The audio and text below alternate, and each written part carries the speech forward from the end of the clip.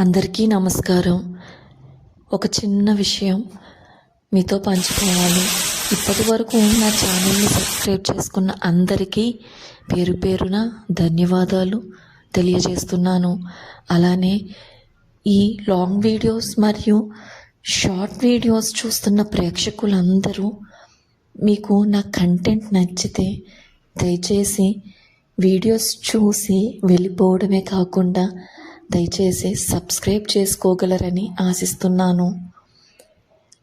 Subscription చేసుకోవడం వలన నాకు మీతో మంచి విషయాలు పంచుకోవడానికి ఇంకా ఉత్సాహం పెరుగుతుంది. సరే, ఇప్పుడు వీడియోలోకి వెళ్ళిపోదాము. చూస్తున్నారు కదా, ఈరోజు నేను హనుమాన్ సంకల్పం 7వ మరియు 8వ రోజు పూజ మీతో నేను పంచుకుంటున్నాను. చూస్తే ఇక్కడ నేను 7వ రోజు చక్కగా తెల్లటి పువ్వులతో స్వామివారిని అలంకరించాను. తెల్లటి పువ్వులను స్వామివారిని ఇలా చూస్తుంటే మనసుకి నిజంగా చాలా ప్రశాంతంగా అనిపించింది. ఎందుకంటే తెల్లని రంగు ప్రశాంతతకే అర్థం కదా. నైవేద్యంగా సగ్గుబియ్యం సేమియా సమర్పించాను. అలానే తమలపాకులపై చక్కగా శ్రీరామనామం రాసి స్వామివారికి సమర్పించాను. ధూపదీప నైవేద్యాలతో స్వామివారికి పూజ చేశాను. ఇప్పుడు మీరు చూస్తున్న వీడియోలో 8వ రోజు సంకల్పం వీడియో.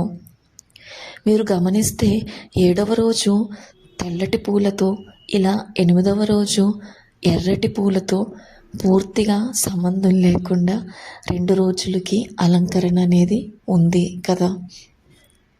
ఇలా ఎర్రటి గులాబీలతో ఇలా స్వామివారిని అలంకరించాక మొత్తం చూస్తే నాకు చాలా మనసుకి ధైర్యం అయితే ఇచ్చినట్టు అనిపించింది. ఎందుకంటే ఎర్రటి రంగు ఒక దృఢత్వానికి నిదర్శనం కదా. అలానే శ్రీరాములు వారికి చక్కగా పూలతో పూజ చేశాను. తమలపాకులపై శ్రీరామనామం రాసి ఇలా నైవేద్యంగా పానకం వడపప్పు సమర్పించాను. ఎప్పుడూలానే 11 రోజులు ఎలా చేసుకున్నాను హనుమాన్ సంకల్పం, ఈ 7వ 8వ రోజు కూడా అలానే పూర్తి చేశాను. అయితే ఈ 8 రోజులు పూజ చక్కగా సాగిన ఒక్కొక్క రోజు ఒక్కోలాగా గడిచింది. అంతే కదా, జీవితం అంటే ప్రతిరోజు ఒకేలాగా అయితే ఉండదు. అంటే ఒకరోజు ప్రశాంతంగా అనిపించిన మరుసటి రోజు ఇంకొకలాగా బాధ లేదా ఏదైనా కారణాలు అవ్వచ్చు. అయితే నిన్నటి ఆ అనుభవాన్ని, ఆ ప్రశాంతతని గుండెల్లో దాచుకొని ఈరోజు వచ్చే సవాలును ఎదుర్కోవడానికి మనం ఎప్పుడూ సిద్ధంగా ఉండాలి. నాకే ఎందుకు ఈ కష్టం వచ్చింది, ఈ సమస్య వచ్చిందని ప్రశ్నిస్తూ కూర్చుంటే కాలం అయితే మన కోసం ఆగదు కదా. మరొక వీడియోతో మళ్ళీ కలుద్దాం.